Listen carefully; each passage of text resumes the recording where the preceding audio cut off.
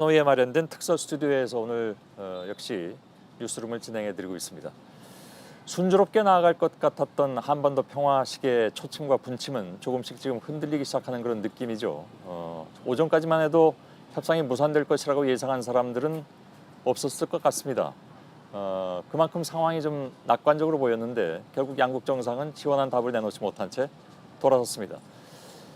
지금 상암 스튜디오에 정세현 전 통일부 장관이 지금 나와 계십니다. 직접 연결해서 오늘 그 양쪽에 이렇게 된 상황 조금 분석을 해볼 필요가 있죠.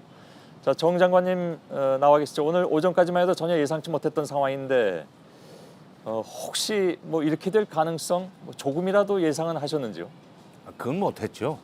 예, 그건 못했고 지금 이제 일이 이렇게 된 뒤에 소급해서 생각을 해보니까 그 트럼프 대통령이 우리는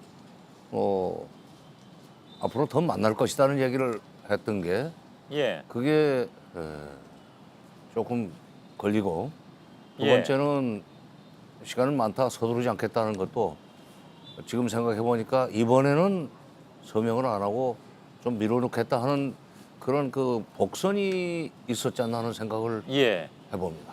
그 실제로 아까 왜 저 두 사람이 단독 그 회담 들어가기 전에 오늘 오전에 지금 방금 말씀하신 대로 트럼프 미 대통령이 뭐 서두르지 않겠다, 시간은 많다 이렇게 얘기했을 때 김정은 위원장의 표정이 좀 굳어지는 그런 것을 많은 사람들이 좀 느꼈다고 얘기를 하더군요. 그건 결렬된 다음에 얘기하는 것이 아니라 이미 그때 얘기가 그렇게 좀 나왔었는데 지금 말씀하신 대로 그런 것들이 하나의 좀 뭐랄까요 조짐이 아니었던가 하는 생각도 하게 됩니다.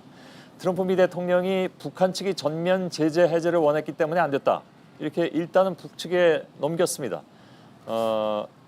나름 구체적으로 얘기를 한 것이긴 한데 다만 거기에 대해서는 몇 가지 다른 해석들도 있습니다. 그러니까 미 측에서 뭔가 플러스 알파로 더 큰 걸 요구했고 그것 때문에 김정은 위원장이 전면 해제를 요구한 것이 아니냐. 그래서 일이 틀어졌다. 이런 얘기도 나오긴 합니다. 어떻게 보십니까? 우리 속담에 한쪽 말만 듣고 송사 못한다는 말이 있지 않습니까? 예. 이거 북한 얘기도 좀 들어봐야 됩니다. 왜냐하면 예. 지금 플러스 알파를 세게 부른 것이 먼저인지 아니면은 제재 완화 정도에서 그치지 않고 제재를 완전히 해제해달라고 하는 것이 그런 요구가 먼저 나왔는지 예. 누가 먼저 그런 짓을 했느냐에 따라서 이 앞으로 문제를 풀어나가는 데 있어서도 해법을 할 수 있는 단서가 나올 겁니다. 예. 왜냐하면 그동안의 북핵 협상의 역사를 좀 반추해 되돌아보면 예. 언제든지 일이 끝나고 나면은 미국에서는 자기중심적으로 설명을 했어요. 우리는 이제 거기에 익숙해 있으니까 예. 북한 말을 안 들으려고 했었습니다. 양자 협상에서는.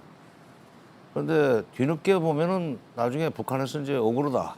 사실 이랬기 때문에 우리도 그럴 수밖에 없었다는 식으로 뒤늦게 설명을 했어요. 예. 그게 좀 과거의 경험을 이번에 사례 대입을 해서 생각을 해보면 이게 누군가가 우리 쪽에서 어차피 다시 중재를 해야 됩니다. 예. 예. 다시 그 협상의 북미 정상 3차 북미 정상회담의 모멘텀은 자기들끼리 맡겨놔서는 안 돼요. 예. 우리가 다시 다리를 놔줘야 되는데 예. 그러려면은 지금 트럼프 대통령은 오늘 그 제재 해제를 너무 강하게 요구를 했기 때문에 그 예. 요구를 들어줄 수 없었다는 식으로 책임을 북쪽에 넘겼습니다. 근데 제재 해제를 그 강력하게 요구한 것이 먼저였는지 예. 그동안에 영변 플러스 알파라고 했는데 알파가 워낙 크면은 북한은 거기에 응할 수가 없죠. 다만 이 얘기는 있었습니다. 오늘 그러니까 영변 말고 그에 못지않은 혹은 그보다 더 큰 핵시설이 있고 그 얘기가 나오니까 북측에서 굉장히 놀랬다 이런 얘기가 나왔기 때문에 그건 어떻게 보십니까?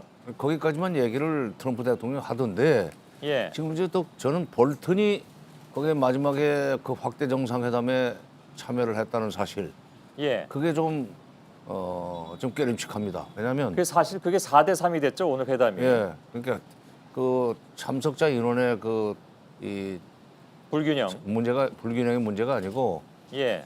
볼턴이 부르는 주제가 따로 있지 않습니까? 예. 예. WMD까지 얘기를 했을 것 같아요.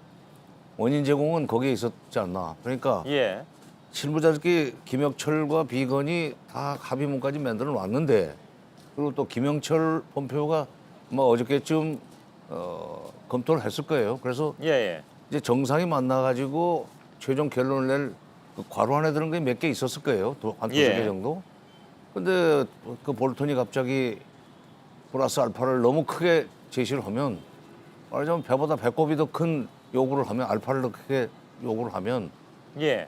국적으로서 그렇다면 제재를 완화하는 정도 금강산 개성공단 뭐 철도도로 여기 그치지 말고 예. 완벽하게 제재를 해제해달라라고 요구를 했을 거예요. 알겠습니다. 네, 그것도 따져봐야 된다고 생각합니다. 예. 그러니까 이게 졸지에 이제 그 흐름대로만 생각을 해보자면 오늘 회담이 단판이 갑자기 빅딜이 돼버리는 그런 상황이 됐고 결국 그것은 양쪽이 다 준비가 안 됐기 때문에 결렬될 수밖에 없었다.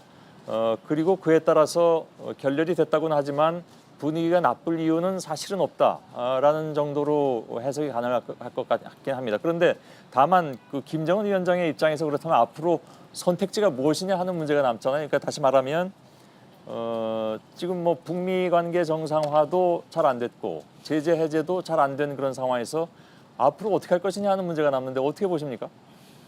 지금 트럼프 대통령이 아까 김정은 위원장이 핵실험이나 미사일 발사를 하지 않겠다고 약속했다는 거 하지 않았습니까? 예, 예. 그거 보면은 트럼프 대통령은 앞으로 이 회담을 다시 살리겠다는 뜻이 거기에 실려 있고 예. 또 하나 김정은 위원장이 금년 신년사에서 뭐 이것도 안 되고 저것도 안 되고 너무 무리한 요구를 하면은 제3의 길을 갈 수 있다는 얘기를 했었죠. 예, 예. 근데 지금 상황에서 제3의 길을 가지는 못할 것 같습니다. 왜냐하면 예.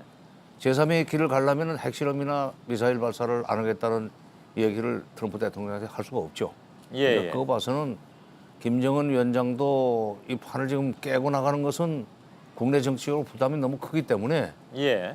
어떻게든지 다시 이 모멘텀을 살리려고 노력을 할 것 같고 예. 이제 그 대목에서 우리 문재인 대통령이나 우리 정부의 역할이 또다시 중요해졌다. 예. 거중 알겠습니다. 조정을 해야 됩니다. 예. 오늘 여기까지 듣겠습니다. 정세현 장관님 고맙습니다. 예. 예.